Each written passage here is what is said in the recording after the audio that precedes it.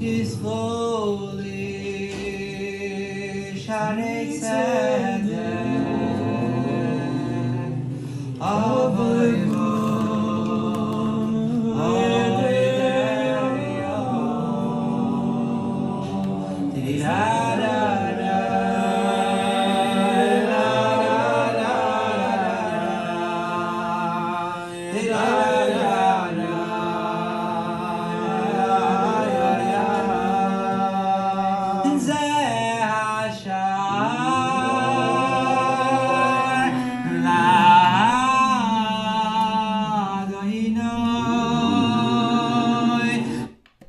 Good evening. How's everybody doing? Great to be learning with you on a Monday, Yom Sheni. Let's light up the darkness. Who's in the house on a Monday? Melissa in Great Neck Yehud in South Carolina, Stephen in New Hampshire, Sharon in New Jersey, Paul and the Great Northwest Guy in Ohio, Shendora in the Bronx, Randy in Florida, Lorraine in Texas, Joe in the Inland Empire. Please continue praying for Southern California. There are now 3 fires. Please, God, may these fires be contained and finished. Put out. Mickey's in the house from New Jersey, I believe. Bill in Missouri. Jonathan back in LA. Marjorie in Georgia. Ella and Chaim in Florida. Welcome, everybody. Continuing our journey through chapter 5 here in Tractate Bava Basra, the 23rd volume of the Talmud. Today, opening Mishna number 3 here in chapter 5. We pick this up close to the top of page 78a. Our daf is page 78 today. Mishnah number 3, one who sells a donkey has not sold its vessels, i.e. its equipment with it. Nachum the Mede says he has sold its vessels. Rabbi Yehuda says there are times when the vessels are sold and there are times when they are not sold. How so? If the donkey was before him and its vessels were on it and the buyer said to him, "Sell me this donkey of yours," then if they make a deal, the vessels are sold. If the buyer said to him, "Is this donkey yours? I wish to purchase it," then its vessels are not sold, as will be explained. Now, I do think that this should be a good parallel where if you're buying a used car and there's one of those luggage racks on top of it, right? I think the brand is Thule, that's a kind of good luggage carrier. Or if there was a bike rack, or if there was a ski rack on this car, and you make a deal to buy the car, so does that rack come with it? Let's see if we can figure it out as we read the Gemara. Now, the Gemara on Mishnah number 3. Ula says, the dispute in the Mishnah is referring to the donkey's sack and the saddlebag, and the kumni, which is a term that will be explained later in the Gemara. So as the first Tana holds, an ordinary donkey is used primarily for riding. And therefore, these articles, which are not used for riding, but rather for carrying burdens, would not be included in the sale. And Nachum the Mede holds an ordinary donkey is used for carrying burdens, and therefore the items that serve this purpose are sold along with the donkey. But with regard to the saddle and the saddle cloth, the harness and the saddle band, everyone agrees that they are sold as they are used both for riding and for carrying burdens. And that maybe is not so intuitive. Imagine you're watching a Western and one guy is selling his horse to another guy. So you need a saddle to ride a horse, but a saddle is a very personal item. I would think usually when you sell a horse, you don't sell the saddle. But maybe you sell the bridle, maybe you sell the saddle blanket, things like this that are just so much a part of the standard gear of the horse. But we're not talking about a horse, we're talking about a donkey, so maybe it's a little bit different. Let's keep reading. Now, the Gemara raises an objection from a Baraisa. if a seller says, I'm selling you a donkey and its vessels, so this one has sold the saddle, the saddlecloth, and the harness, and the saddle band. But he has not sold the sack and the saddlebag and the kumni, which we haven't defined yet. And when the seller said to the buyer, I am selling it and everything that is on it to you, okay, so then the donkey and all of these items are sold. And it can be inferred from here that the reason the buyer acquires the saddle and the saddlecloth is that the seller said to him, I am selling you a donkey and its vessels. By inference, if the seller did not say this, the buyer does not acquire them. Okay, so we have three levels, three formulas of what could be sold. I'm selling you the donkey, or I'm selling you the donkey and its vessels, or I'm selling you the donkey and everything that is on it. Right? So, okay, we get that the first would certainly include the donkey, might include more. We get that the last is everything. And this middle one, donkey and its vessels, so what's included? The stuff used for carrying cargo? Is it included or is it not? We have not determined yet, but that's really what the debate is about. Now the Gemara answers, the same is true even if the seller did not say to him, I am selling you a donkey and its vessels. In that case as well, the saddle and the saddlecloth are sold. And this is what the Brisa teaches us, that even though the seller said to him, I am selling you a donkey and its vessels, the buyer still does not acquire the sack and the saddlebag and the kumni. So now the Gemara inquires, what is the meaning of and the kumni? So Rav Papa Bar Shmuel said, this is the saddle used by women who are maybe not riding donkeys so often. More men are doing business traveling around. So this would be like the baby seat. You know, not everybody needs a baby seat. Not every car has a baby seat. But if it has a baby seat, is that sold along with it? Maybe yes, maybe no. Sounds like it would be. A dilemma was raised before the sages. Does this dispute apply only to a case where the vessels are on the donkey? But when the vessels are not on the donkey, then Nachum the Mede would concede to the rabbis that they are not sold? Or perhaps the dispute applies to a case where the vessels are not on the donkey. But when the vessels are on the donkey, then the rabbis would concede to Nachum the Mede that the vessels are sold along with it. And the Gemara suggests, come in here, a proof from the aforementioned Baraisa. And when the seller said to the buyer, I am selling it and everything that is on it, the donkey and all of these items are sold. So in this case, the vessels are clearly on the donkey and everything is sold. Now granted, if you say that the dispute applies when the vessels are on the donkey, in accordance with whose opinion is this ruling? It is the opinion of the rabbis, that although in general one does not acquire the vessels, if the seller explicitly says that he is selling the donkey and everything on it, then the buyer acquires all of it. But if you say that the dispute applies when the vessels are not on the donkey, but when the vessels are on the donkey, everyone agrees that they are sold, well then, in accordance with whose opinion is this ruling? Even according to the opinion of the rabbis, there is no need to say explicitly that he is selling everything. So the Gemara answers, actually, the dispute applies when the vessels are not on the donkey. And the Baraisa is in accordance with the opinion of the rabbis. And the language of the Baraisa should be amended to say, and when he said to him, I am selling it and everything that is fit to be on it, i.e. those items usually found a donkey, then everything is sold, even if they're not currently on the donkey. Now the Gemara suggests another proof. Come in here, a solution from the Mishna. Rabbi Yehuda says there are times when the vessels are sold, and there are times when they are not sold. So what, is it not the case that Rabbi Yehuda is referring to that which the first Tana said? So if so, meaning the first Tana in our Mishnah, right, which started by saying one who sells a donkey has not, if you're just selling a donkey, you have not sold its vessels. Right, so that's what the first Tana said. Right, so Rabbi Yehuda, and then Rabbi Yehuda in the Mishnah says there are times when the vessels are sold and times when they are not sold. And what, is it not the case that Rabbi Yehuda is referring to what that which the first Tana said?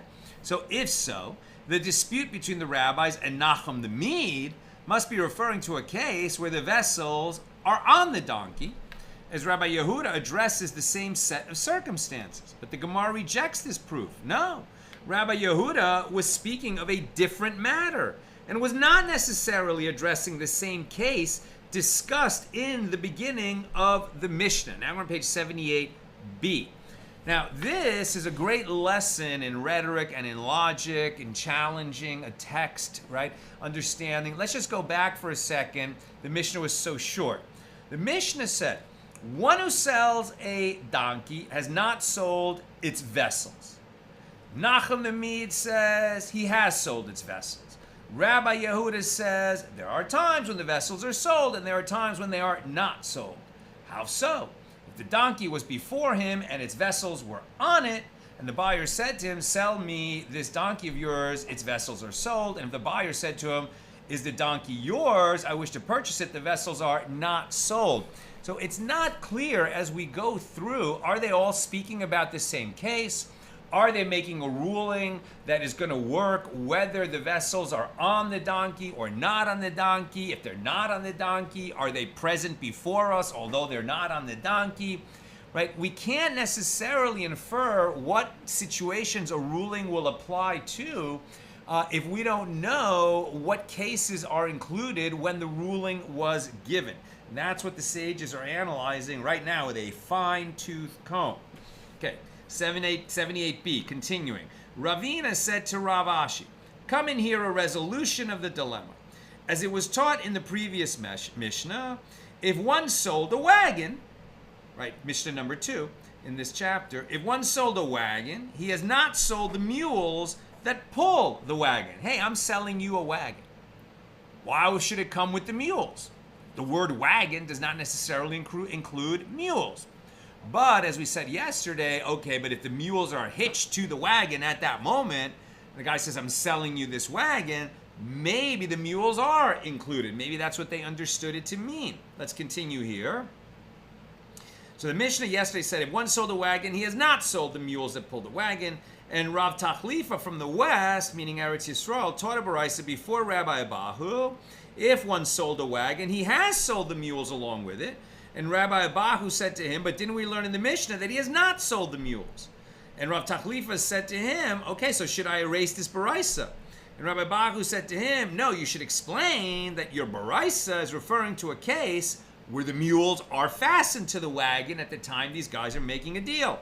So one can learn by inference from Rabbi Abahu's statement that the Mishnah is referring to a situation where the mules are not fastened to the wagon. And since the first clause, i.e. in that previous Mishnah, is referring to a case corresponding to where the vessels, now our Mishnah, and since the first clause of our Mishnah is referring to a case corresponding to where the vessels are not on the donkey, we're saying that in terms of when selling the wagon and whether the mules are included or not, so we're saying we're going to liken that case to our case. How are we doing that? So since the first clause of that previous Mishnah could be, by analogy, referring to a case corresponding to where the vessels are not on the donkey, i.e. the mules are not fastened to the wagon, so the latter clause of the Mishnah here must also be referring to a situation where the vessels are not on the donkey. Now the Gemara rejects this proof. How can you say that the implied cases of one Mishnah would be the same implied cases of another Mishnah? They're not spelled out, and maybe we can't draw the same inference. Maybe its same implication was not intended. So the Gemara rejects this proof. On the contrary, say that the first clause, i.e. in the preceding Mishnah, one who sells a ship sells the mast along with it, but he has not sold either the slaves who power the boat by rowing on it, or the antike, which were those sacks used for carrying cargo. That seems very similar to these vessels on a donkey, where we're saying that those vessels are the saddlebags. And we said, what is the meaning of antike? And Rav Papa said it means the merchandise that is on the ship, not the sacks, but the actual merchandise on the ship. Sorry, my mistake.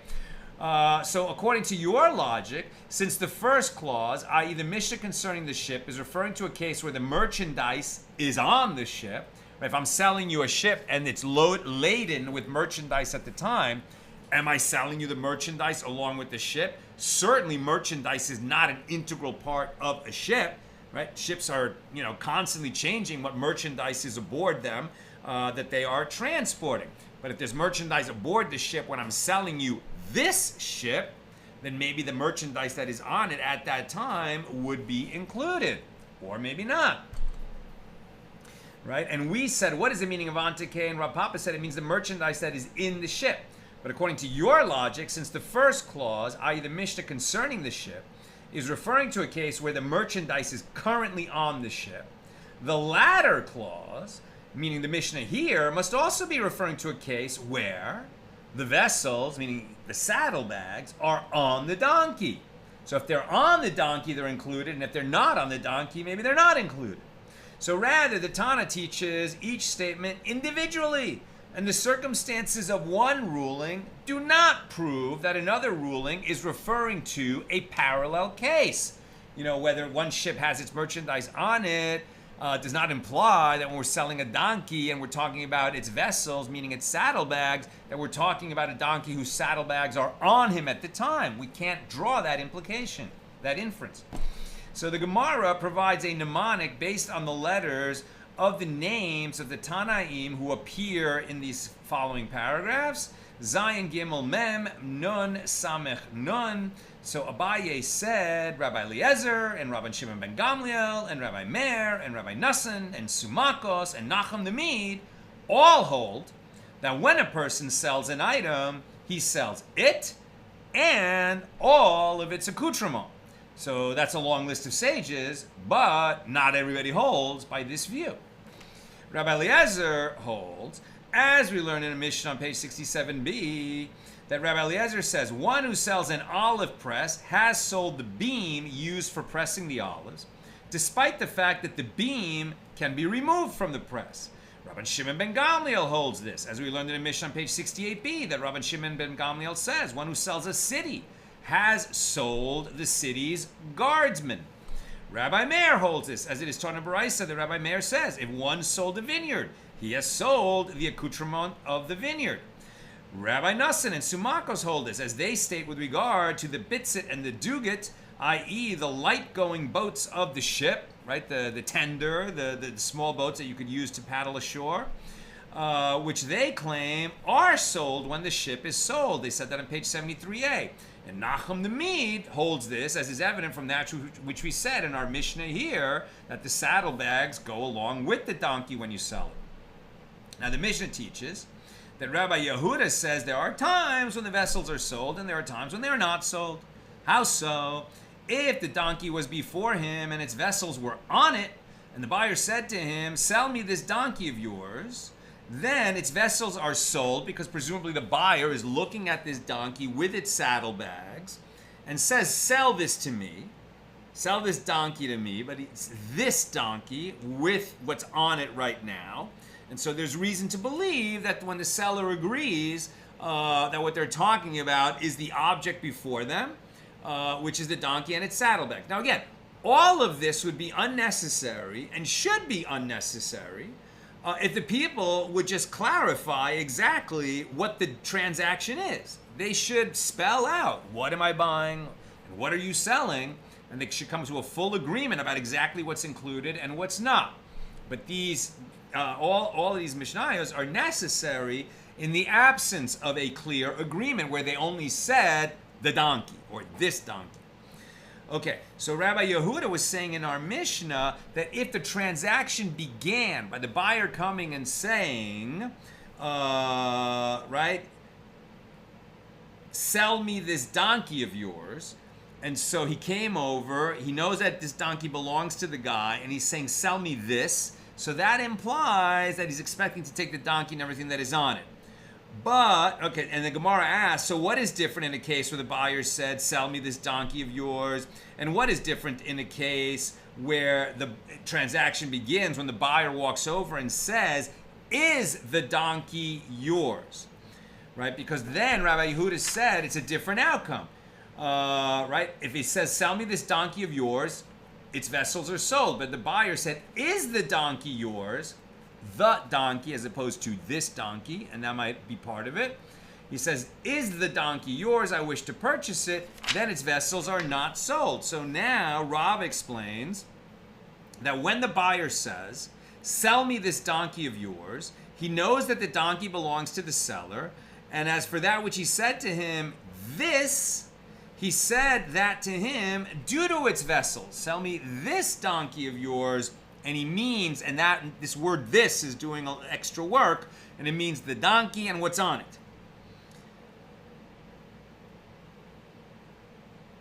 By contrast, when the buyer says, is the donkey yours? This indicates that the buyer does not know that the donkey belongs to the seller. And this is what he's actually saying to him. Is the donkey yours that you can sell it to me? And in this case, he reveals that what he is interested in is the donkey and not its vessels. Is the donkey yours to sell? He's talking about the donkey, not the donkey and its gear. And that concludes our discussion of Mishnah number 3. Now, Mishnah number 4. One who sells a she-donkey or a female donkey, right? So in Hebrew, donkey can be masculine or feminine. So we're talking about a female donkey. One who sells a female donkey has sold its foal along with it, as is clear from the fact that its young is coming along with it, its foal. But one who sold a cow has not sold its young.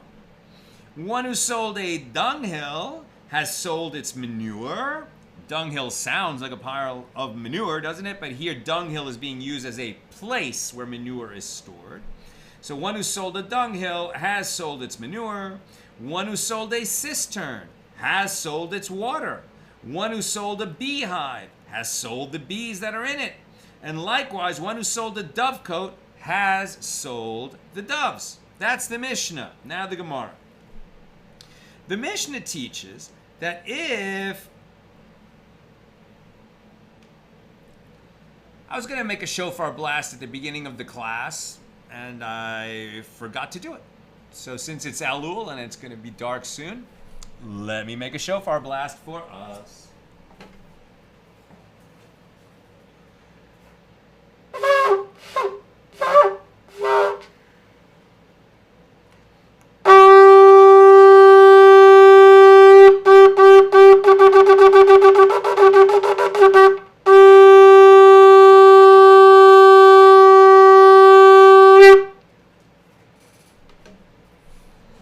Right? Like I'm on the edge of competence.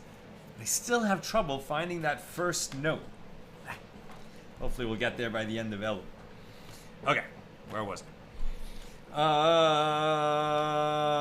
Okay, one who sold the beehive has sold the bees, and likewise one who sold the dovecote has sold the doves. Now, the Mishnah teaches that if one sells a donkey, he has sold its foal. But if one sells a cow, he has not sold its calf. Pretty interesting distinction there. So the Gemara asks, what are the circumstances? If this is a case where the seller says to the buyer that he is selling it and its young, then even the cow and its young would be sold as well. If this is a case where he does not say to him that he is selling it and its young, even the donkey should not be sold along with its foal. So Rav Papa said this is referring to a case where the seller said to the buyer, I am selling you a nursing donkey, or I am selling you a nursing cow.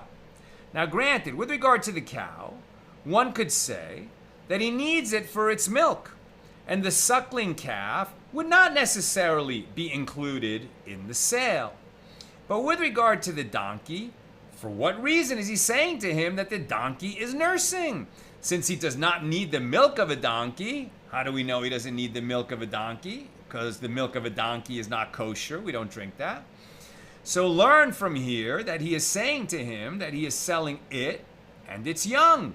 So the Gemara adds tangentially, and why does the Mishnah call a donkey foal a seyach? It is because it follows after and obeys pleasant talk.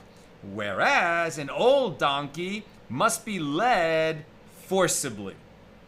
Very interesting. Young donkey listens to commands.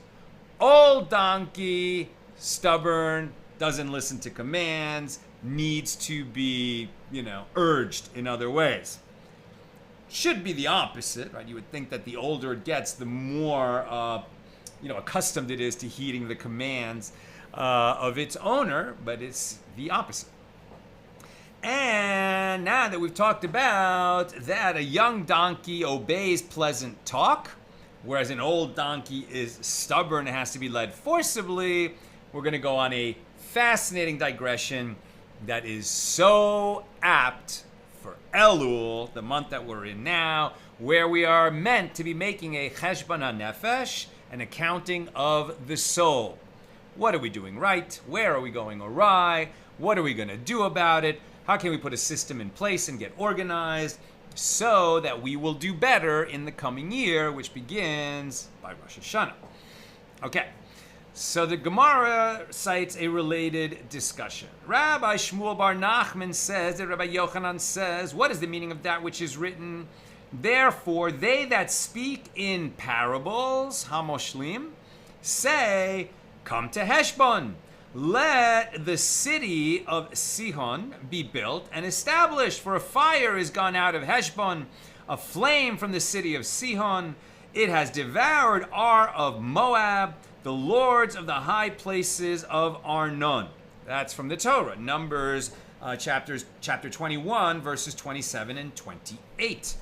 I believe this is from the prophecy of Bilam over the Jewish people.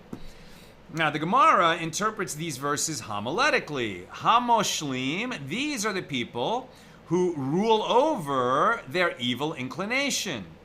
They will say, come to Heshbon, meaning, come and let us calculate the account, cheshbono, the account of the world, i.e., the financial loss incurred by the fulfillment of a mitzvah, in contrast to its reward, and the reward for committing a transgression, i.e., the pleasure and gain received, in contrast to the loss it entails. Right? So there's an old teaching, I forget which, it was a Hasidic Rebbe who was teaching his son about taking a plunge in a cold mikvah, right? And he likened taking immersing oneself in a mikvah, which, especially in Europe where they did outdoor mikvahs in the winter, ice bath, right? So he compared immersing in the mikvah to committing a sin. So what's it like? So when you go into the mikvah, you're like, oh! And then when you get out, you go, ah.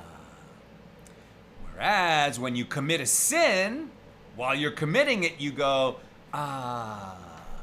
And afterward, you go, oh! When you realize that you have been led astray, you have committed a sin that you're going to have to pay a price for, you're going to have consequences, if not in this world, then certainly in the world to come. Your stature in the world of souls will be diminished, and you will have to live with that for eternity, right? So much better to be smart and make the accounting now and realize that the small short-term reward of a transgression is completely outweighed by the eternal reward of not committing that transgression, of following the Torah, of not doing, not violating a negative commandment, and even better, you're fulfilling positive commandments. Okay.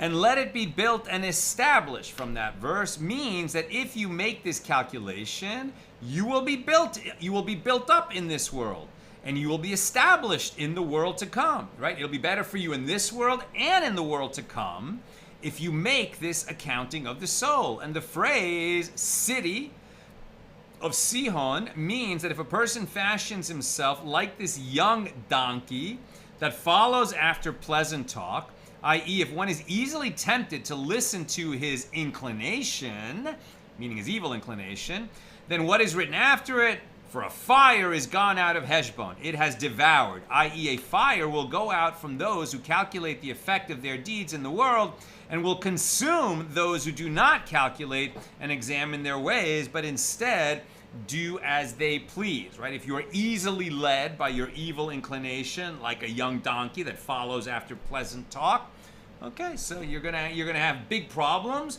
and you're gonna watch as the people who made that accounting, occupy a much higher place in the world to come, and maybe even are gonna occupy a higher place in this world. And a similar interpretation applies to the continuation of the verse. A flame from the city of Sihon. This means that a flame will come from the city of righteous people who are called trees, Sichin. It has devoured Ar of Moab. This is referring to one who follows after his inclination, like this young donkey that follows after pleasant talk. And the lords of the high places of Arnon, this is referring to the arrogant. As the master says, every person who has arrogance in him will fall into Gehenna, and will need to spend some time there before moving on to his reward in the world of souls. Now the Gemara interprets a subsequent verse. We have shot at them. Heshbon is perished even until Dibon, and we have laid waste even until Nofa, which reaches until Medeba. Numbers 21:30. So Vani Ram, this indicates that the wicked person says there is no higher power governing the world. Heshbon is perished means the account, the Cheshbon, of the world has perished, i.e. they claim that there is no accountability for one's actions, right? These are the skeptics, the mockers who claim that there is no accountability. Well, they will pay a price for that belief. Even until Dibon, the Holy One, blessed be He, says, wait until judgment comes, Yavo Din, when judgment comes, and we have laid waste even until Nofa, meaning until the fire comes that does not require fanning, i.e. the fire of Gehenna, which will consume them. We're at the top of page 79a. I'm almost done. Questions or comments, please get them in now. Until Medeba, this means until their souls have pain. And some say an alternative explanation, it means until God does what God wishes with them and punishes them as they deserve. Eventually, everyone is judged. There is a strict accounting for all our deeds. Rav Yehuda says that Rav says, with regard to anyone who separates himself from matters of Torah, a fire consumes him, as it is stated, quote, and I will set my face against them, out of the fire they come forth, and the fire shall devour them. Ezekiel 15:7. So the Torah is likened to fire in the verse, is not my word like fire, Jeremiah 23:29. The verse in Ezekiel teaches, out of the fire they come forth, referring to those who separate themselves from the fire of Torah, and the fire shall devour them. This refers to the fire of Gehenna. When Rav Dimi came from Eretz Yisrael to Babylonia, he said that Rabbi Yonasan says, anyone who separates himself from the matters of Torah falls into Gehenna. As it is stated, the man who stays out of the way of understanding shall rest in the congregation of the spirits. Proverbs 21:16. The way of understanding, this is the way of Torah, and one who departs from the Torah arrives in the place of the spirits, which is nothing other than Gehenna, as it is stated, Proverbs 9:18. But he who does not know that the spirits are there, that those whom she has called are in the depths of the nether world. And there we will stop. But for me, it was quite striking. Nina and I are both committed to spending 5 minutes a day at least during this month of Elul, reading Mesilas Yesharim, The Path of the Just, written by the Ramchal, Rabbi, I think it's Chaim, Luzzatto. And this is an incredible, incredible book. Highly recommended. You can find it in Sefaria.org for free. And just read 5 minutes a day. 5 minutes a day. It's known as a classic text of Mussar, of sort of self-improvement, and the perfect thing to be reading when we're examining our deeds. And what I happen to read today is that, what a fool, what a foolish person who's been told by God in the Bible that the evil inclination will always be lurking at our door, It is a malady that no human can avoid. We're always tempted. But there is an antidote, and the antidote is Torah. So it would be a foolish person who separates himself from Torah. But if you will spend even 1 minute a day learning Torah, and particularly learning Musar, which is all about, improving our deeds, improving our behavior, improving our perspective so that we will come to naturally do good.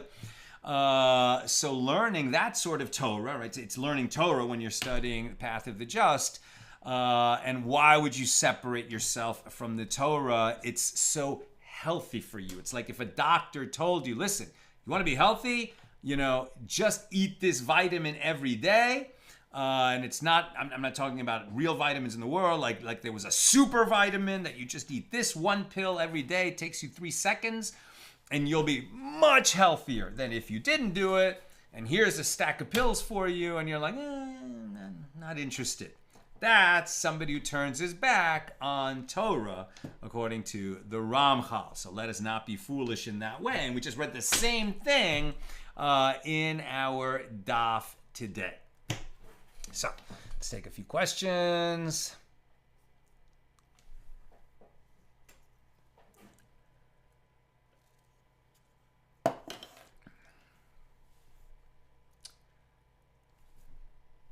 Load.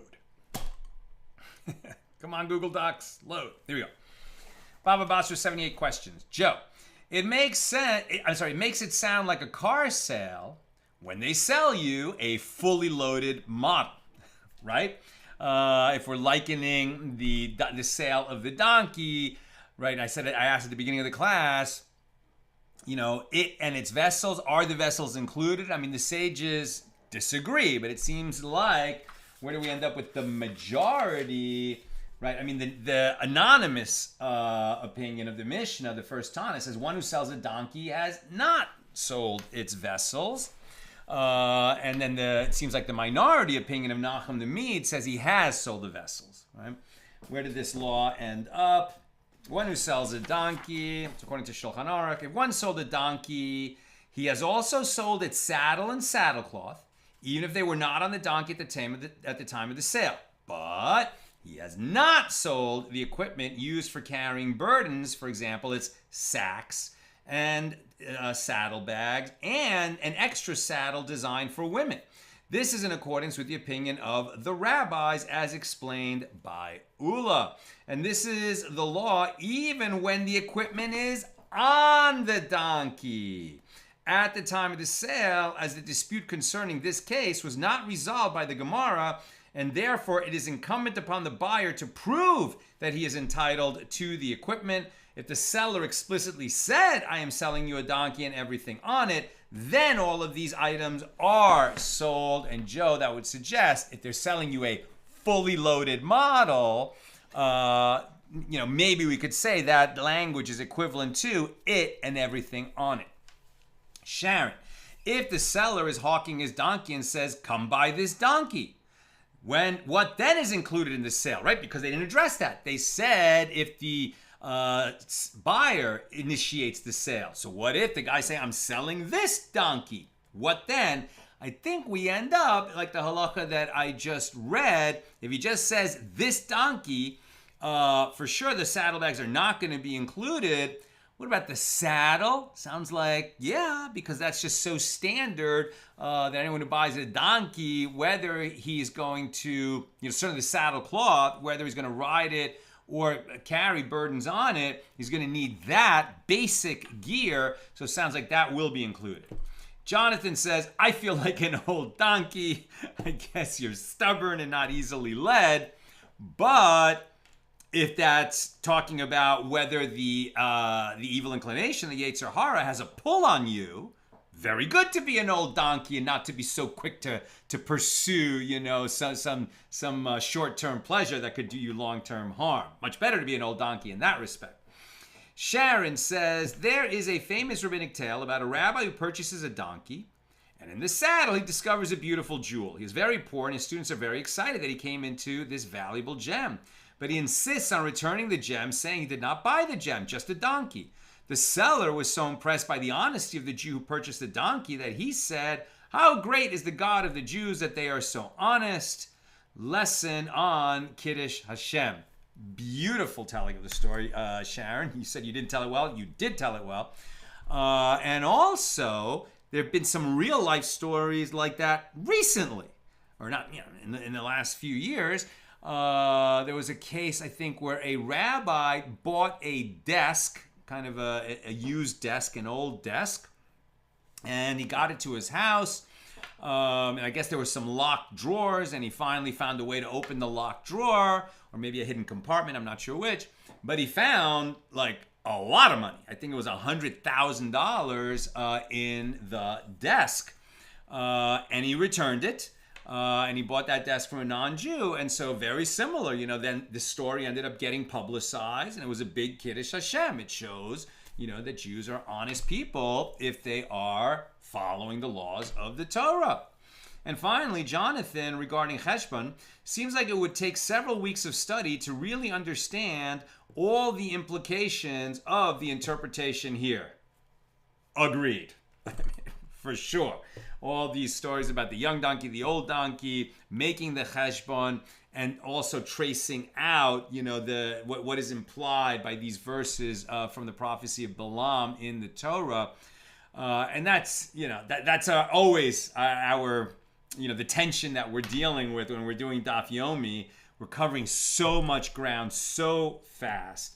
When my son was in yeshiva, one of his study tracks was learning, I think it was Tractate Sukkah, and I mean, they spent a year learning like maybe one chapter, maybe two chapters of Tractate Sukkah. I mean, they moved at a very different pace and, just got deep inside and analyzed everything they could.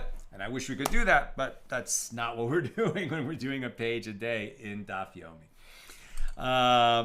Now, when we finish this, God willing, in 2027, should be, middle of the year 2027, then my plan, God willing, I may be strengthened to do it, and I hope you'll join me, is to start doing the Bible. So we're going to do Tanakh, one chapter a day. So much less material per day.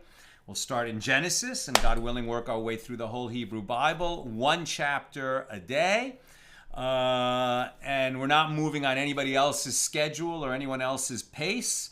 So if we decide that one chapter is incredibly provocative and there's so much to learn there, okay, so we'll spend 2 days or 3 days on that chapter. So that's my plan for AT Daily when we complete, God willing, the Talmud. That's what I've got for us today, and with God's help, let's learn again tomorrow at the regular time, 6 p.m. Pacific. Have a good night.